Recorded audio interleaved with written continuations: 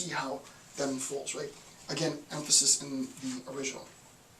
Next point, bullet point 2, in what underheading Nietzsche is attempting to locate.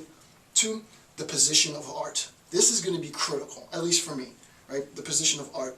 The role of aesthetics is something that is, there are scholars who have written on Nietzsche's interpretation and incorporation of aesthetics. What I'm going to do, and I'm going to be very willful because I've read the book several times and I've already written my notes in the book, so I already have sort of a reference system set up in the book. What I'm going to do through reading it this probably last time, the most methodical, is I'm going to look for instances, each instance of reference to aesthetic, the idea of subjective interpretation and sort of relative aesthetical interpretation in Nietzsche, because there's something that I want to introduce at the end of the video, but I want to trace myself, trace his argument throughout. The position of art and the lack of originality, right? Nietzsche said that, and this is important, right? The lack of, right? The lack of originality. This I will address much, much later in the text. But this idea of the lack of originality, at this very general level, we've only gone through 7. We haven't even gone through 7 notes yet, right? We just began our analysis of Nietzsche's will to power, and already we're starting to find gems. And one of the first gems, if you can sort of read between the dotted line, is we recognize that there is a relationship that he wants to challenge, and a relationship that he's attempting to assess, and it's the relationship between interpretation and worldview, right? Right? The relationship between interpretation and worldview. We don't yet know what this thing is. We don't yet know the relationship between the two. If it exists, if it doesn't exist, if it does exist, how does it exist? If it doesn't exist, why doesn't it exist? Blah, blah, blah, blah, blah. We recognize that for Nietzsche, this idea of nihilism arrives as a consequence of the devaluing of the highest value, such that the highest value is put there, posited there, as sort of what we ought to do. But when we attain that level, when we are doing what we ought to do, everything collapses, right? Misery sets in, everything else sets in. We don't find, in a sense, the gratification that we ought to find at that level when we finally arrive at that level.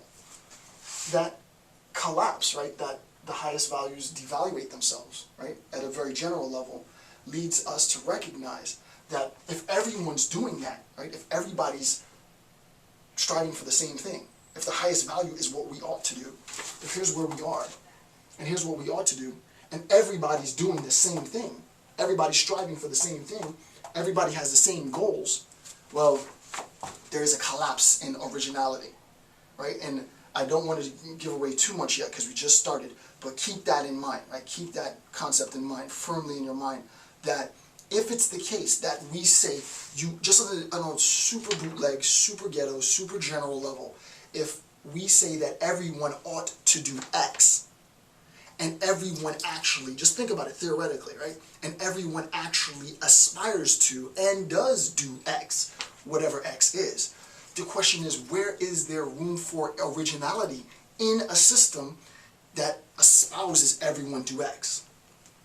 I mean, already it's pretty, maybe not for everybody, right? But for me, I'm like, we already started on a good note, right? We already started on a good note.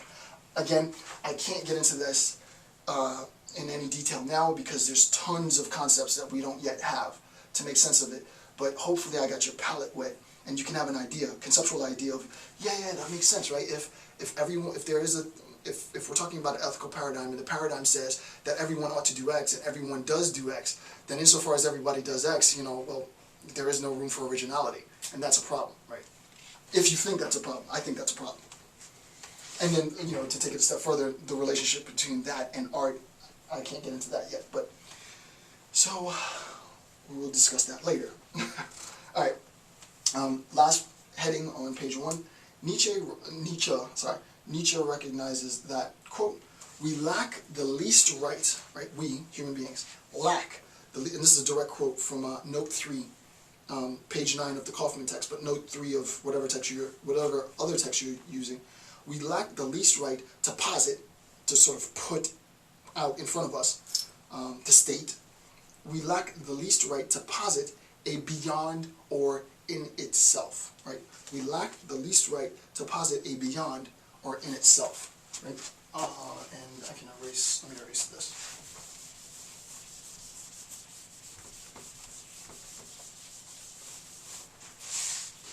Okay, so the beyond or in itself, it's the Ding an sich. He doesn't say this, but it's a reference to Immanuel Kant, right? So the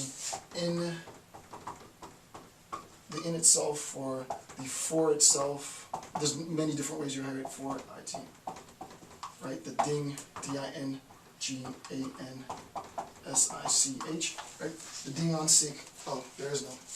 Is it D-I-N or D-I-N-G? I feel like there's a G there. I have to check my notes again. I think it's Ding, D-I-N-G, but the Ding, and I might have it wrong in my notes. The Ding an sich, the in itself, the for itself. I want to explain it just generally. I'm not going to get into the whole Kantian account. We lack the least, this is what Nietzsche says, right? We lack the least right, we don't have the right to posit a beyond or in itself. I'm going to give you the 2-minute tidy up, maybe 3-minute tidy up. We are perceivers. This is according to Kant.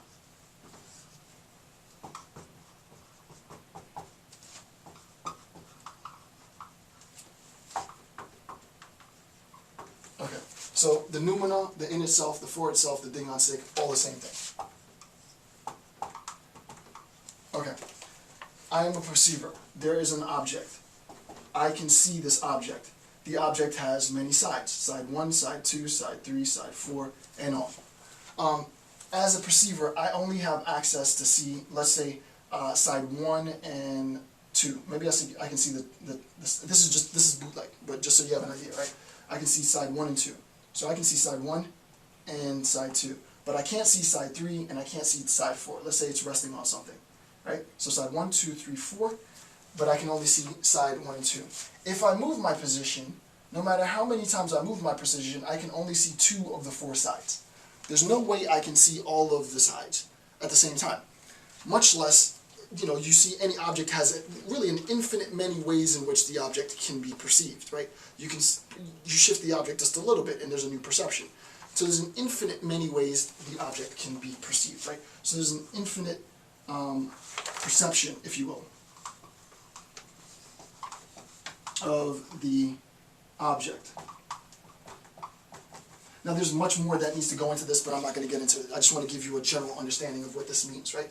So if you think about it in a general sense, there's an infinite many ways of viewing this object, right? I can sit forever. My entire life could be, consumed by the perception of this object in its totality. And we're talking about an object that exists, this object. Okay, so I can really, try and perceive this object in its totality from all the different ways. But all I ever get is not a noumenal recognition of the object, right? Not a recognition of the object as such, which is perception of object 1 through 4.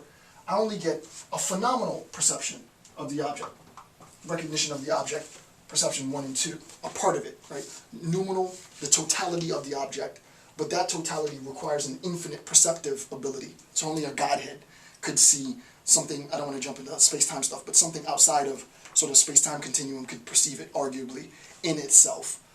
But me, since I'm of this world, I can't see the object as such. I can only see the phenomenal perception of the object. So what I get is the phenomenon. Right? So phenomenal perception in opposition to noumenal perception. Kant says that the phenomenal perception is rooted in this infinite perception, the noumenal perception, and without the noumenal perception, we couldn't have the phenomenal. Nietzsche says, listen, let's get rid of this. Let's get rid of this noumenal talk. Let's get rid of this Ding an sich. Let's get rid of the in itself, the for itself, the noumena, and let's just talk about what exists. Our perceptions, right? All I have access to is the stuff that I see, and the stuff that I see is what I have access to. It's a really sort of general, super quick, super general account. This lecture needs to progress. So if I go through and I methodically break down every instance of concept in the text, this will be a 1,000-hour video series, which I'm not necessarily